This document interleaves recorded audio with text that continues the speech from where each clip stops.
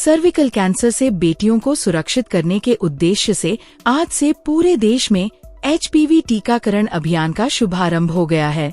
प्रधानमंत्री नरेंद्र मोदी ने राजस्थान के अजमेर से राष्ट्रीय स्तर पर इस अभियान की शुरुआत की, जबकि हिमाचल प्रदेश में राज्य स्तरीय कार्यक्रम की शुरुआत IGMC शिमला में मुख्यमंत्री सुखविंदर सिंह सुक्खू ने की। हिमाचल प्रदेश में स्वास्थ्य विभाग ने इस अभियान के तहत 64,000 बेटियों के टीकाकरण का लक्ष्य निर्धारित किया है। सरकार का उद्देश्य है कि किशोरियों को समय रहते टीका लगाकर सर्विकल कैंसर जैसी गंभीर और जानलेवा बीमारी से बचाया जा सके। इस अवसर पर मुख्यमंत्री सुखविंदर सिंह सुक्खू ने कहा कि प्रदेश में कैंसर के मामलों में तेजी से बढ़ोतरी हो रही है, जो चिंता का विषय है। उन्होंने कहा कि एहतियात के तौर पर HPV टीकाकरण अभियान शुरू किया गया है, जिससे हिमाचल की बेटियों को सीधा लाभ मिलेगा और भविष्य में सर्विकल कैंसर के मामलों में कमी आएगी। मुख्यमंत्री ने ये भी घोषणा की कि हिमाचल सरकार स्वास्थ्य सेवाओं को सुदृढ़ बनाने के लिए 3,000 करोड़ रुपए खर्च करने जा रही है। इस राशि से प्रदेश के स्वास्थ्य संस्थानों को अत्याधुनिक तकनीक से लैस किया जाएगा। उन्होंने बताया कि एम्स चमियाना के बाद अन्य मेडिकल कॉलेजों में भी रोबोटिक सर्जरी की सुविधा शुरू करने का निर्णय लिया गया है, ताकि मरीजों को बेहतर इलाज के लिए प्रदेश से बाहर न जाना पड़े। आज एक राष्ट्रीय स्तर पर सर्वाइकल कैंसर के संदर्भ में टीकाकरण का आयोजन यहाँ किया गया है। उससे पहले सुधा जी ने आपको अपनी बात रखी, हेल्थ मिनिस्टर साहब ने भी अपनी बात रखी। ब्रेस्ट कैंसर और सर्वाइकल कैंसर के दो चीजें कॉमन पाई जाती हैं। ये निश्चित नहीं है कि 13 से 14 साल की आयु के बीच ही इसको दिलाना है। बिफोर मैरिज इसको आप लगा सकते हैं। और मैं चाहूँगा कि इस बार हमारा जो 90 दिन का कैंपेन जो चला हुआ है, इसमें 64,000 बेटियों को हम इस टीकाकरण के माध्यम से पूरे प्रदेश में लगाने जा रहे हैं। इसमें हम सब लोग जागरूक होकर इसमें भाग लें। हमारा ये दायित्व भी बनता है, खासकर डॉक्टर्स का, सिस्टर्स का और जो पब्लिक रिप्रेजेंटेटिव है, आशा वर्कर्स हैं, आंगनवाड़ी कार्यकर्ता है, कि उनके लिए एक छोटा सा नोट बनाकर जरूर भेजा जाए, ताकि वो जब परिवार के पास जाए तो उनसे बात करके कि क्यों ये जरूरी है इस संदर्भ में बताया जाए। तो मेरा ये मानना है कि आप इस दिशा में जरूर काम करेंगे। हिमाचल प्रदेश की जनसंख्या जो है वो 75 लाख के करीब है और पॉपुलेशन के हिसाब से पूरे देश में हम कैंसर के मामले में नॉर्थ ईस्ट के बाद दूसरे स्थान पर हैं। हमारे पास प्राकृतिक सौंदर्य इतना अच्छा है, आवा हवा इतनी अच्छी है, तो क्या कारण है कि हमारे यहाँ प्रदेश में कैंसर के मरीज बढ़ते जा रहे हैं। हमारी सरकार इस और विशेष ध्यान दे रही है। 3 साल पहले जब हमने सत्ता संभाली थी, मैंने हेल्थ की प्रेजेंटेशन ली थी। मुख्यमंत्री बनने के बाद सभी डिपार्टमेंट की प्रेजेंटेशन होती है, तो हमने पाया कि पिछले 40 सालों से सरकार एक ढर्रे पर चल रही है, उसमें कोई परिवर्तन नहीं हो रहा है। तो हमने व्यवस्था परिवर्तन का नारा दिया और व्यवस्था परिवर्तन के माध्यम से प्रदेश में नीतिगत बदलाव किया गया। पुराने कानून बदले गए, पुराने नियम बदल दिए गए और जो आज की परिस्थिति के साथ से हमें करना उस दृष्टिकोण से सोचा गया। और हेल्थ सेक्टर में मैं कहना चाहूँगा, अगर ये हम 5 साल इसी तरह बिता देते तो हेल्थ सेक्टर हमारा और 20 साल पीछे दिल्ली से चला जाता। ये सच्चाई है। लेकिन हेल्थ सेक्टर में मैं इसलिए भी कहना चाहता हूँ, मैं खुद भी आपसे जानकारी प्राप्त करता हूँ, खुद भी पढ़ता हूँ, और कैंसर जो है ये क्योरेबल है। इसमें कोई घबराने की जरूरत नहीं है, क्योरेबल है।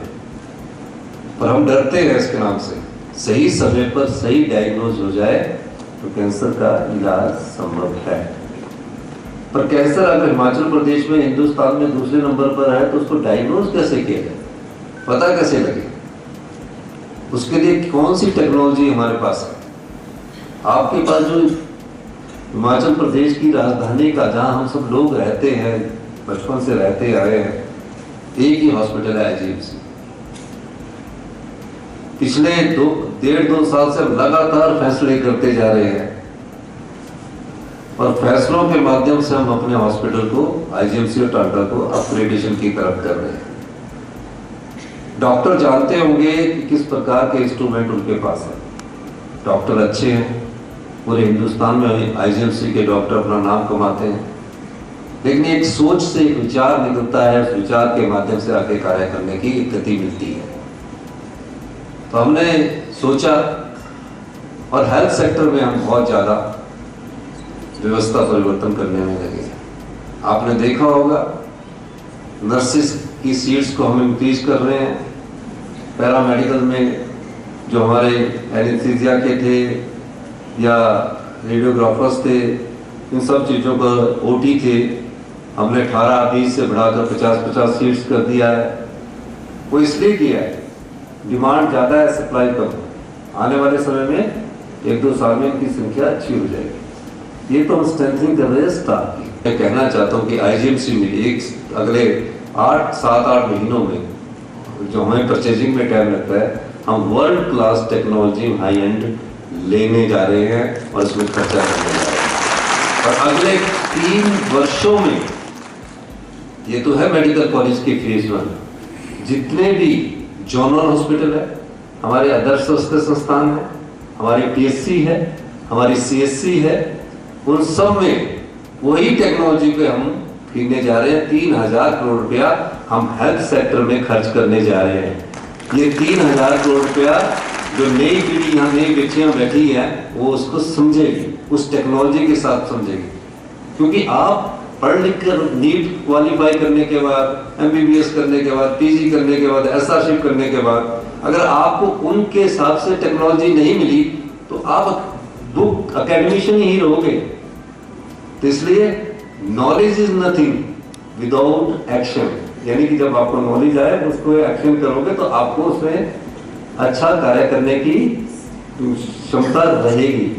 लेकिन वो कब आएगी? जब आपके पास टेक्नोलॉजी होगी। करने में तो हम बहुत अच्छे, हमारा एनवायरनमेंट और हमारी संस्कृति हिमाचल की ऐसी है कि हमारे में हॉस्पिटलिटी बहुत ज़्यादा है, तो ये हम इसमें करने जा रहे हैं।